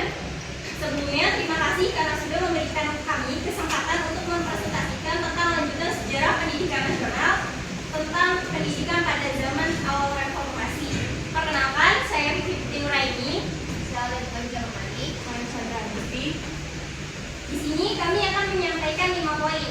Poin yang pertama, pendahuluan pendidikan pada zaman awal reformasi. Yang kedua, desentralisasi pendidikan. Yang ketiga, revisi kurikulum. Yang keempat, peningkatan akses pendidikan. Yang kelima, penggunaan teknologi informasi. Untuk mempersingkat waktu, langsung saja kita masuk ke poin materi yang pertama. Di sini ada pendahuluan pendidikan pada zaman awal reformasi. Era reformasi yang dimulai tahun 1998 menjadi babak baru dalam sejarah pendidikan Indonesia. Jatuhnya rezim Orde Baru membuka peluang bagi transformasi sistem pendidikan yang lebih demokratis, terbuka, dan berorientasi pada pengembangan kualitas manusia Indonesia. Era reformasi telah memberikan ruang yang cukup besar bagi perumusan kebijakan-kebijakan pendidikan baru yang bersifat reformatif dan revolusioner. Bentuk kurikulum menjadi berbasis kompetensi, begitu pula bentuk pelaksanaan pendidikan berubah. Pemerintahan memperkenalkan model manajemen berbasis sekolah. Sementara untuk mengimbangi kebutuhan akan sumber daya manusia yang berkualitas, maka dibuat sistem kurikulum berbasis kompetensi. Selanjutnya akan dilanjutkan oleh Alda. Di sini ada desentralisasi pendidikan. Pemerintah Indonesia mulai mendelegasikan sebagian besar kekuasaan pendidikan kepada pemerintah daerah untuk meningkatkan responsivitas terhadap kebutuhan lokal dan memperluas partisipasi masyarakat dalam pengambilan keputusan pendidikan. Maksudnya adalah desentralisasi pendidikan adalah proses di mana pemerintah pusat mendelegasikan sebagian besar kekuasaan dalam pengelolaan pendidikan kepada pemerintah daerah. Hal ini dilakukan untuk meningkatkan responsivitas terhadap pendidikan lokal dan memperluas partisipasi masyarakat dalam pengambilan keputusan pendidikan. Dengan demikian, pemerintah daerah memiliki lebih banyak kewenangan untuk merancang kebijakan pendidikan yang sesuai dengan konteks setempat dan melibatkan masyarakat dalam proses pengambilan keputusan. Ini ada revisi kurikulum. Dilakukan revisi kurikulum nasional untuk menyesuaikan dengan tuntutan zaman dan kebutuhan masyarakat. Kurikulum 2004 menjadi salah satu tonggak penting dalam reformasi pendidikan dengan penekanan pada pembelajaran berbasis kompetensi dan karakter. Di sini ada peningkatan akses pendidikan. Langkah-langkah konkret diambil untuk meningkatkan akses pendidikan bagi seluruh lapisan masyarakat, termasuk program beasiswa, pembangunan infrastruktur, pendidikan di daerah terpencil, dan pengembangan pendidikan inklusif. Peningkatan akses pendidikan melibatkan langkah-langkah konkret. Ini termasuk program beasiswa untuk meningkatkan biaya pendidikan, pembangunan infrastruktur pendidikan di daerah terpencil, untuk meningkatkan akses fisik, serta pengembangan pendidikan inklusif untuk memastikan bahwa anak-anak dalam kebutuhan khusus juga mendapatkan kesempatan yang sama. Selanjutnya, penggunaan teknologi informasi. Penggunaan teknologi informasi merupakan salah satu alat penting dalam mendukung pendidikan pada masa reformasi. Ini melibatkan penerapan e-learning, penggunaan perangkat lunak pendidikan, dan pemanfaatan internet untuk meningkatkan akses ke sumber-sumber belajar. Dengan teknologi ini, siswa dapat mengakses materi pembelajaran secara fleksibel, meningkatkan interaktivitas dalam proses pembelajaran, dan memperluas jangkauan akses pendidikan, terutama bagi mereka yang berada di daerah terpencil atau memiliki keterbatasan fisik. Oke, sekian presentasi dari kami. Bila ada yang ingin bertanya, dipersilakan. Ya, oke, duduk dulu silakan. Ya. Jadi ini intinya tentang apa? Kelompok yang sedang bersama kelompok kedua. Sejarah pendidikan pada awal reformasi. Oh iya, sejarah pendidikan pada awal reformasi. Nah, sebelum kita buka sesi pertanyaan, bisa kita simak kata reformasi ya. Nah, reformasi itu dimulai dari tahun berapa? Jawabnya secara umum. 1945. Yo, tahun berapa? Ya, bebas, Pak Jeng jawab. Reformasi dimulai dari tahun berapa? 1945. Lastri, gimana Lastri? 1945. merdeka? Ya, 98. Jawab dulu ini. Namanya siapa? Gina. Ya, ini tadi siapa? Sebelah Remi siapa? Rojak. Ya. Sebelah Rojak. Nur Jamila. Ya. Ya, Jamile ya. Jadi Jamile tadi bilang, Nur Jamila bilang 1998 ya. Itu awal mulanya Orde Baru runtuh dan muncul era reformasi. Dari tahun berapa? Tahun 2000-an. Presidennya siapa tuh? Ayo. Soeharto 1998 berakhir. Habibie. Setelah Soeharto? Habibie tidak lama, hanya setahun. 99 disuruh lagi. Ayo siapa? Gus Dur. Abdurrahman Wahid atau Gus Dur. Ya. Jadi awal-awal reformasi itu setelah Orde Lama runtuh 1998 Soeharto berhenti jadi presiden selama 32 tahun diganti zaman awal reformasi. Coba tokoh-tokoh reformasi siapa aja? Jawab secara umum sebelum bertanya. Ya, tokoh-tokoh reformasi siapa? Jawab secara umum. Ayo siapa? Habibie. Tokoh reformasi. Habibie masuk tidak? Masuk ya. Masuk Habibie. Habibie Orde Baru dia. Ya. Di antaranya Megawati. Ya. Amin Rais. Siapa lagi? Gus Dur. Megawati. Gus Dur juga. Megawati. Amin Rais. Siapa lagi? Sri Bintang. Ayo, siapa lagi? Ya, tokoh-tokoh itu Megawati, Gus Dur, Amin Rais ya. Orangnya masih ada nggak itu? Masih. Terus kalian udah lahir belum tahun segitu? Belum. Ada yang udah lahir? Nah, rata-rata lahir kok berapa? 2000-an. Ada yang di bawah tahun 2000? Derit. Ada yang lahir di bawah tahun 2000? Gak ada. Berarti rata-rata di atas tahun 2000. Oh, Bang Junaidi yang lahir di bawah tahun 2000 nih. Enggak, Pak. Iya, Bang Junaidi ya. 2000. Di bawah tahun 2000 kalau Bang Junaidi kita lihat dari vis dan penampilannya udah gaya eksekutif muda ya. Jadi pasti di bawah tahun 2000 kita tanya nih. Bang Junaidi lahir tahun berapa? Saya 2005. 2005 udah SD ya. Kalian masih SD 2005 tuh ya? Bang Junaidi bisa ada dulu ya. Masih TK ya? Saya 98. Baru 3 tahun 2008 udah lulus SMA pasti Bang Junaidi ya kan? Nah yang lainnya tahun 2000 ya. Tapi secara serius mungkin Bang Junaidi kita tahun 80-an. Kok secara serius sih Bang? Sedih banget. Soalnya yang sudah gaya eksekutif muda kita bisa lihat Bang Junaidi ya. Iya. Oke, berarti rata-rata hampir 99% lahir dari tahun 2000 ya. Sorry Bang Junaidi ya. Karena kan beliau ini udah D3 ya, kepala datanya. Kelas terbang pindahan ya. Ya, jadi ketua kelas juga ya. Wajar lah ya kan? Oke, wajar ketua kelas. Asdos juga? Iya. Luar biasa ya. Mudah-mudahan sukses ya. Ketua kelasnya dipimpin oleh Bang Junaidi ya. Oke, sekarang kita buka sesi pertanyaan. Silakan. Berapa pertanyaannya? 2 atau 3? 3. Silakan. 2 boleh, 3 boleh, terserah kalian. Kalian yang presentasi. Ayo, mau 2 atau 3? 2 boleh 2.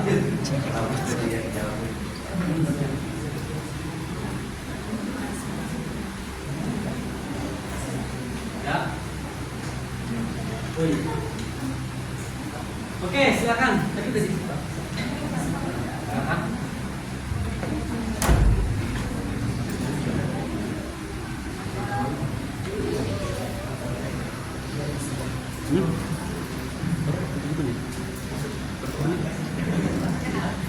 Berapa itu?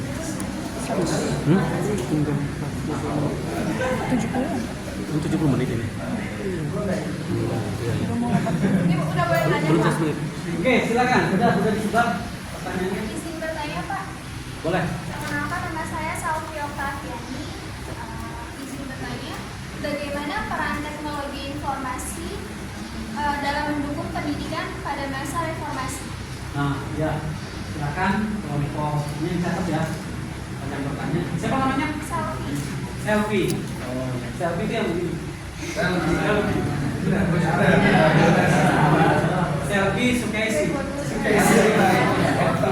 Selfie aja. Salvi Oktaviani. Oh, selfie Oktaviani. Bukan selfie Sukaisi ya. Ya, oke. Selfie. Bukan selfie, selfie beneran. Bukan selfie yang begini ya. Ya, oke, selfie catat ya. Setelah selfie siapa lagi? Pak Siapa? Lastri. Lastri. Ya, saya Lastri. Lastri Kim. Lastri Kim. Mau bertanya, Lastri Kim. apa saja tantangan utama yang dihadapi dalam implementasi reformasi pendidikan pada masa awal reformasi? Ya, tulis ya, 3 deh ya, biar lengkap ya. Tadi Lastri sama selfie ya. Ya, satu lagi deh ya, dibuka. TV 3 ya. Jadi kita cukup waktunya ya. Jadi 3. Silakan. Siapa namanya? Dewi Susanti. Dewi Susanti. Oke, Dewi Susanti. Saya ingin bertanya, apa peran gerakan reformasi dalam transformasi pendidikan di Indonesia? Ya, oke, sudah 3 ya. Coba Bapak minta kelompok yang presentasi membacakan ulang pertanyaan yang sudah ditanyakan oleh peserta. Ya, Bapak minta tolong tenang dulu sebentar. Kita dengarkan dari ketiga pertanyaan tersebut. Siapa tahu nanti bisa bantu jawab. Ya kan? Silakan. Bagaimana peran teknologi informasi dalam mendukung pendidikan pada masa reformasi? Ya, selanjutnya. Pertanyaan kedua dari Lastri, apa saja tantangan utama yang dihadapi dalam implementasi reformasi pendidikan pada masa awal reformasi? Ya. Yang Yang ketiga. ketiga, apa peran gerakan reformasi dalam transformasi pendidikan di Indonesia? Apa tadi? Bapak Apa bilang? peran gerakan reformasi dalam transformasi pendidikan di Indonesia? Jadi peran pendidikan di awal reformasi intinya ya. Oke, kita simak sebelum mereka mendapatkan jawabannya. Bapak kembangkan dulu ya dari pertanyaan-pertanyaan yang telah ditanyakan dan mereka catat. Nanti seperti kelompok pertama tadi ya, dicatat di grup ya. Ya, oke, ya. Oh ya. Jadi Bapak mau nemenin. Enggak apa-apa. Oh,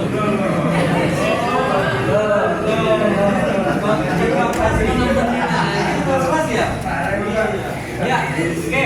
Yang belum sholat boleh mau izin sholat silakan ya. Tadi Bapak udah. Masih ada waktu kalau mau sholat ya.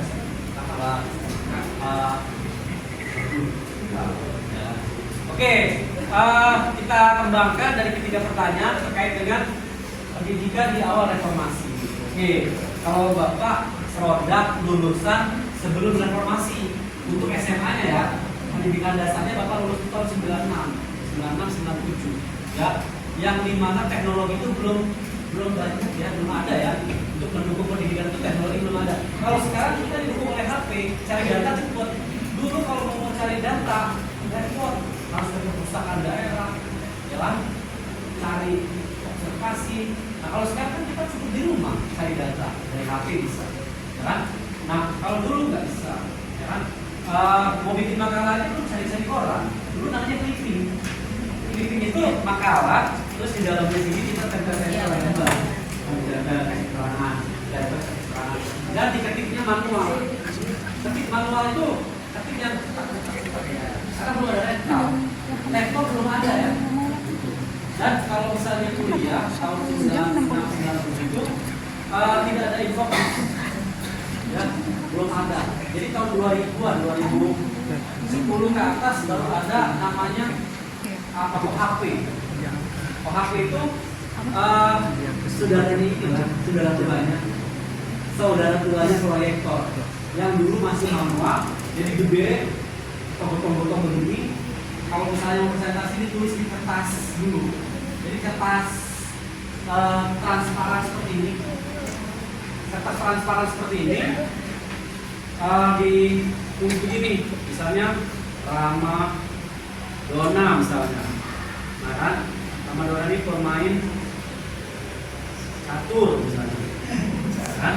Ramadona pemain catur misalnya. Nah ini ditempelin di atas OHP. Baru dia muncul di sini. Kan? Dulu metodenya seperti itu. Dulu kalau misalnya kita presentasi kita patungan dulu. Beli kertas yang begini. Kan? Beli kertas yang begini patungan. Ditulis satu-satu.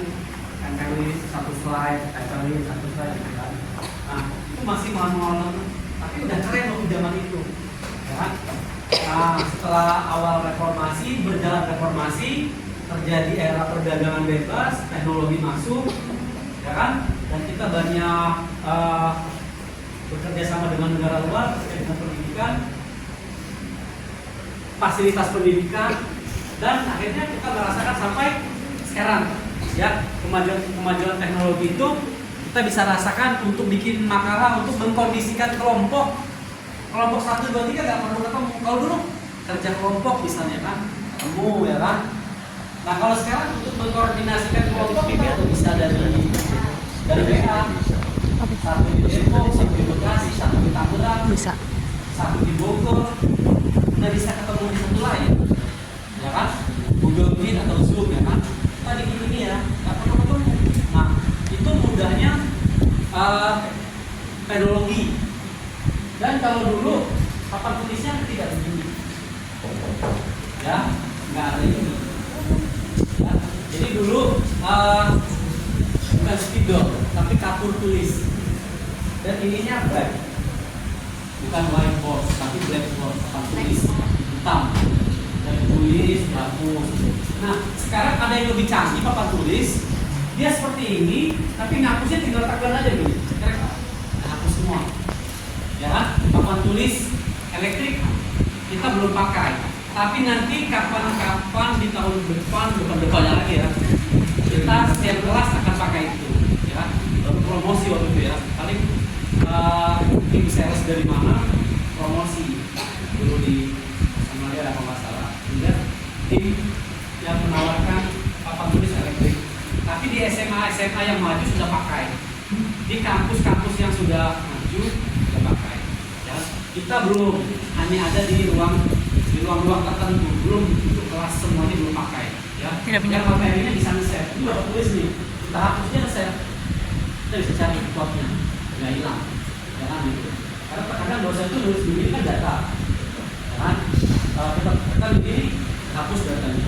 Tapi kita mau cari lagi ya. Koneksi ke internet. Nah, itu lebih canggih lagi. Kita belum pakai, tapi sudah ada, ya.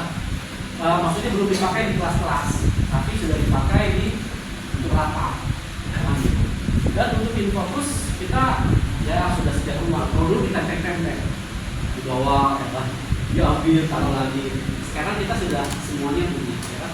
Dan kita sudah nggak kepanasan lagi ya. Karena pembelajaran yang nyaman itu harus ada infrastruktur yang mendukung. Iya betul. Selain kipas angin harus ada AC. Kan?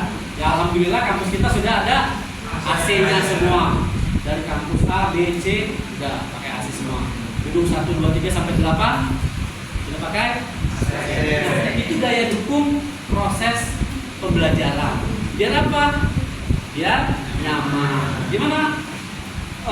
Proses pembelajaran hari ini kalau panas misalnya, udah dosennya misalnya nggak asik, diskusinya manggung aja ya kan, istilahnya nggak menarik, waktu 3 jam kayak 3 tahun ya kan. Kok Bapak tahu sih? Ya Allah, tahu banget deh. Biasanya gitu ya kan, itu pengalaman kuliah. Pengalaman kuliah dulu kita manyun, tapi sekarang walaupun istilahnya dosennya standar lah, tapi kalau ruangannya nyaman, walaupun istilahnya standar, inilah kita nggak kepanasan ya. Oke, berarti daya dukung penting nggak?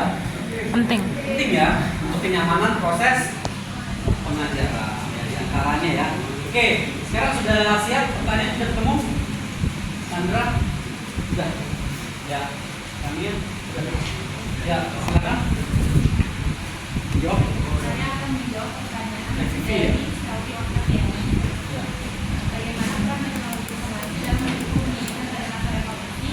Jawabannya pada masa reformasi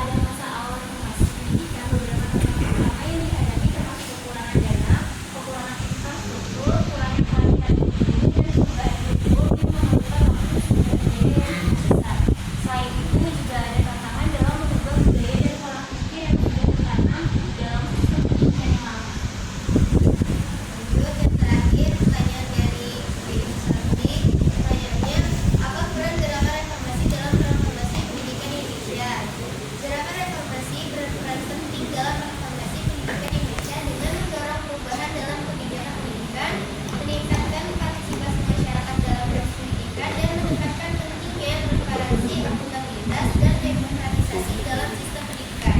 Selain itu, gerakan ini juga mendorong peningkatan efektivitas pendidikan, daya guru, serta peningkatan kualitas pendidikan secara menyeluruh. Oke, sudah 3 ya. Tadi yang pertanyaan pertama, siapa yang bertanya? Kamu. Selfie ya, selfie ya. Ya, tadi selfie tentang apa? Tentang 120 menit. Oh, peran teknologi yang kita bahas tadi ya. Jadi peran teknologi dalam pendidikan itu penting ya. Kalian merasakan tidak dari peran teknologi itu memudahkan proses pembelajaran? Rasanya tidak? Contohnya apa? Coba, selain dari yang disebutkan oleh kelompok yang saya kasih, peran teknologi dalam pendidikan apa yang paling mudah, yang membantu banget? Coba, angkat tangan. Ya, coba. Peran teknologi yang membantu dalam pendidikan yang kalian rasakan secara empiris, maksudnya yang dialami. Apa? Coba, jawab aja bebas. Tidak ada yang salah, tidak ada yang benar. Berapa? Kira-kira apa? Ya, coba secara umum nih pertanyaannya. Angkat tangan. Apa? Fokus. Karena ada di fokus nyaman gitu ya. Boleh. Apa itu alat? Itu alat ya. Alat. Boleh, ini alat. Ya, siapa namanya? Joko. Ya, Joko Susilo, silakan. Coba. Ya, Joko. Terkait kalau di tahun sekarang kan ada yang namanya aplikasi AI ya Pak. Jadi memudahkan kita untuk sebagai mahasiswa misalkan entah itu skripsi atau mencari suatu artikel yang mungkin di Google atau di Chrome itu nggak ada. Jadi aplikasi AI yang sekarang itu sangat berguna banget buat kita, apalagi automatis kan yang mulai dari SMP, SMA sampai memang kuliah. Ya. Oke. Joko Susilo ya. Ya. Joko Susilo jawab teknologi AI ya.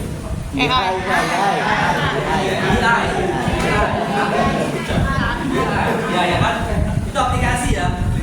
Ya, jadi pendukung dari teknologi pendidikan itu diantaranya aplikasi-aplikasi yang memudahkan dosen untuk mengajar, guru untuk mengajar ya, atau mahasiswa untuk belajar, ya kan?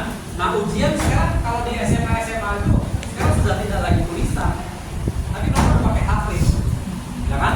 Dan mereka sudah ada aplikasi sendiri buat ujian, ya kan? Sama kayak mahasiswa juga ya. Jadi kalau misalnya ujiannya online, di LMS itu udah tinggal isi ya kan, bisa dari HP kan. Oke, tapi kemajuan teknologi itu dalam bidang pendidikan banyaknya aplikasi pendidikan pada intinya ya, di antaranya yang dibilang Joko tadi AI, ya kan gitu. Nah, contoh Bapak juga ketika mengikuti fakulti di Universitas Bengkulu, ada salah satu instruktur yang memberikan aplikasi Clip namanya, CLIP.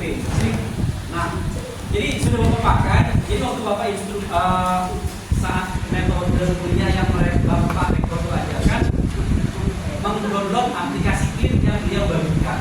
Jadi Bapak dapat tugas juga perkenalan, menyampaikan materi pembelajaran. Bapak pakai Clip, boleh Bapak share di YouTube, ya kan? Nah, Clip itu bisa merekam pembicaraan kita saat kuliah, ya, saat kuliah online. Jadi saat kuliah online itu kita pakai Clip, materi-materi bisa kita sampaikan dan dia bisa membuka aplikasi LMS kampus kita masing-masing, ya. Nah, mempermudah, tidak ada rekaman video, terus kita tinggal masukin data, kita klik materi-materi dari RPS, dari WA atau dari slide yang kita buat, kita bisa tayangkan dan kita bisa taruh di YouTube. Jadi mahasiswa itu tinggal disuruh nonton YouTube aja. Karena simak materi Bapak yang semester 4 terkait dengan proses pembelajaran nanti. Nah, simak. Nah, setelah ditonton sudah paham ya. Bapak bisa jelaskan ya, agak mirip kayak itu ya, agak mirip gitu. Nah, itu salah satu daya dukung metode pembelajaran yang berbasis aplikasi, ya kan gitu. Nah, kan kalian beragam dapat dosen. Kira-kira ada tidak dosen yang mempermudah keadaan terkait pembelajaran? Ada? Ada. Misalnya dengan dulu ini ya materinya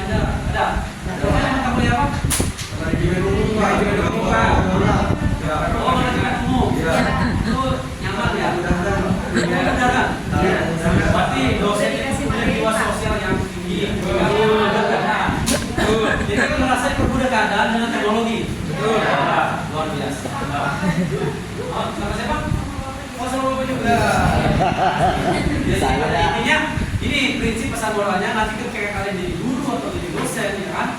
Kalau bisa dipermudah, jangan dipersulitkan ya. Kan gitu. Kalau mudah nggak ada. Semua apapun itu ya kan gitu. Jadi jangan meribetkan, jangan menambah beban. Kalau bisa diselesaikan dengan baik tugasnya dan jangan membebankan tugas banyak. Bukan menurunkan standar ya. Jangan tidak memberikan tugas, tidak memberikan beban, tapi lebih mengerti keadaan. Oh, saya nggak mau repot ini. Jadi tugasnya ini aja, harusnya 20 soal, sudah 12 soal tapi diuraikan. Sama kan seperti itu? Ya, oke. Nah, itu tadi tentang pengaruh teknologi ya. Terus yang kedua siapa? Yang kedua tentang pertanyaannya.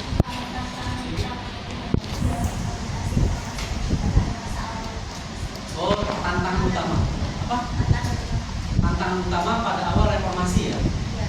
Kira-kira apa tantangan utamanya di dalam dunia pendidikan? Kira-kira apa? Secara umum tadi sudah jawab tadi Joko ya. Selain Joko siapa? Ini yang jawab Bapak kasih poin plus ya. Udin Pak, biasanya tuh Udin. Bisa Udin. Udin, dari tadi Gibran diam aja. Iya. Apa yang pikirin kabinet baru? Mirip banget lagi Pak. Ada Gibran ya kan? Iya, emang. Ya, oke. Gibran ada pertanyaan? Belum. Oh ya, oke.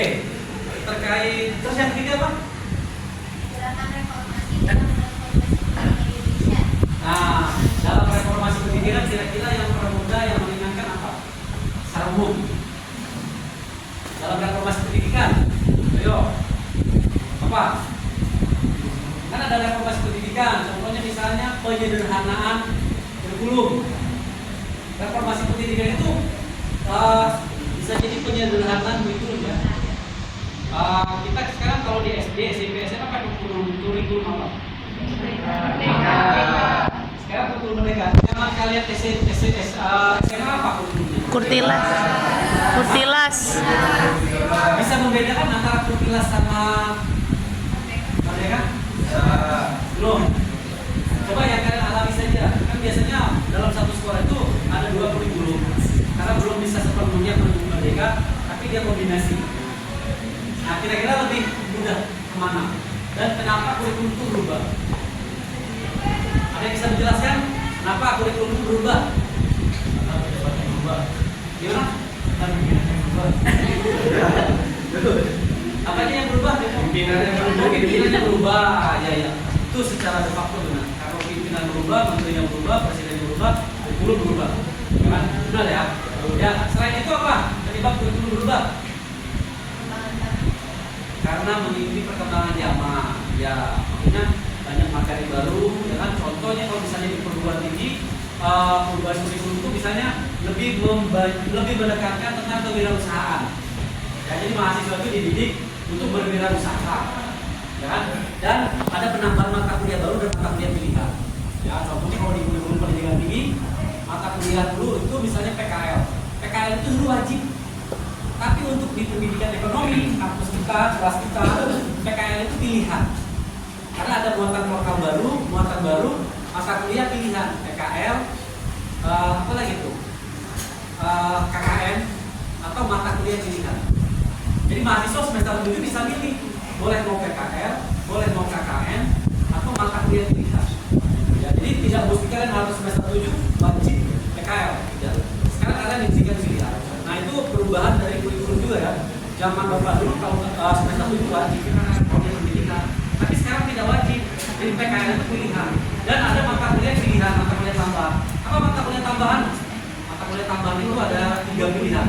Di antaranya nanti ada jadwal. Kalian pilih wirausaha 1, wirausaha 2, atau perdagangan luar negeri atau ekonomi syariah. Ya. Jadi mahasiswa bisa pilih. Nah, sekarang ini yang semester 4 sudah harus kepikiran, saya mau PKL, apakah saya mau KKN, apakah saya hanya mengambil kelas tambahan, mata kuliah pilihan. Nah, kalian diberikan kebebasan. Kalau yang keinginan pengen jadi guru, namanya PKL. Tapi walaupun tidak ingin jadi guru, tapi pengen top PKL, boleh kan? Tapi nggak boleh yang kedua, harus pilih satu. Hidup harus ada pilihan. Ini kenyataan ya. Jadi dalam kehidupan itu harus ada pilihan. Biar apa? Biar sukses. Saya mau maju mau mundur. Kan? Nah, makanya dipilih-pilih dulu nih. Kira-kira saya PKL atau saya KKN atau saya mata kuliah pilihan. Walaupun kalian baru di semester 4, tapi kalian harus milih dari sekarang. Itu dia dari sekarang. Semester 5, semester 6 ya kan. Saya ngambil KKN atau PKL atau saya mau mata kuliah pilihan. Karena kalian harus punya program ke depan saya mau jadi apa. Nah, kan? Mau kerja juga atau mau jadi guru atau mau lanjut S2 atau nikah. Ya kan? Tinggal pilih pilihan. Ya kan? Ada yang siap nikah. Ya mungkin ada ya kalau ada yang lama siap kerja. Potensi kerja lebih baik, ya kan? Usia muda ya kan? Oke, sudah kita sampaikan semua tadi presentasi yang disampaikan oleh dua kelompok ya. Kelompok 1 dan 2. Ya, kelompok 1 dan 2. Kelompok 1 itu tentang apa tadi? Sejarah pendidikan nasional. Kelompok 2 tentang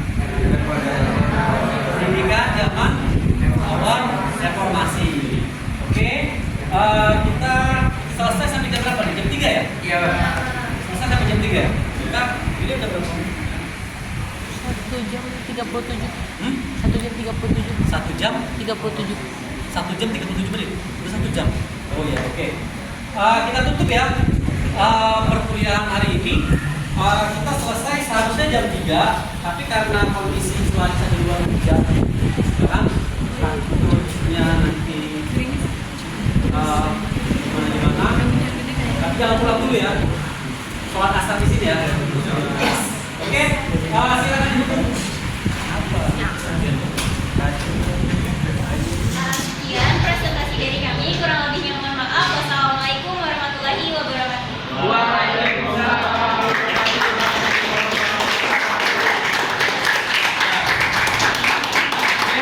Ya, oke, cukup ya.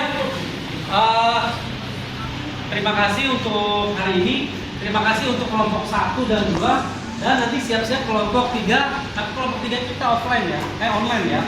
Kelompok 4 nanti kita offline. Jadi selang-seling metodenya ya. Nah untuk kelompok 1 dan kelompok 2 nanti materinya dikirim ke Bapak ya, hard copy-nya di print ya. Oke, terima kasih untuk hari ini. Habis ini masih ada kelas nggak? Ada kelas ya? Pulang ya? Ya sudah, kalau misalnya pulang hati-hati. Dan kalau misalnya ada waktu, sholat asar di sini saja. Ya kan gitu. Terima kasih. Assalamualaikum warahmatullahi wabarakatuh. Terima kasih ya. Kelasnya luar biasa. Alhamdulillah. Akhirnya real teaching hari ini selesai juga. Mohon maaf jika ada salah kata, salah ucap dalam pembuatan. Dan terima kasih juga saya ucapkan kepada mahasiswa kelas tambahan, mata kuliah Sejarah Pendidikan dan PGRI, serta rekan-rekan dosen yang sudah membantu dalam pembuatan video ini. Dan saya juga ucapkan terima kasih kepada Universitas Bengkulu untuk memberikan saya kesempatan dalam mengikuti pekerti gelombang 4 ini. Demikian, terima kasih. Wassalamualaikum warahmatullahi wabarakatuh. Oke, akhirnya kita selesai untuk hari ini. Terima kasih kelas XF yang sudah membantu Bapak dalam agenda real teaching hari ini ya. Ada yang mau disampaikan? Kami, mahasiswa Unindra kelas XF, siap mendoakan Pak Iramdan lulus pekerti gelombang 4 di Universitas Bengkulu.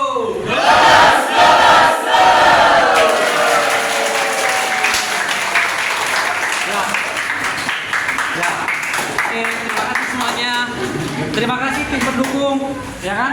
Tim Black semuanya. Ya, tim Black. Terima kasih untuk sahabat saya, para Madonna yang sudah memberikan support sistem hari ini. Semoga sukses semua kita ya. Amin.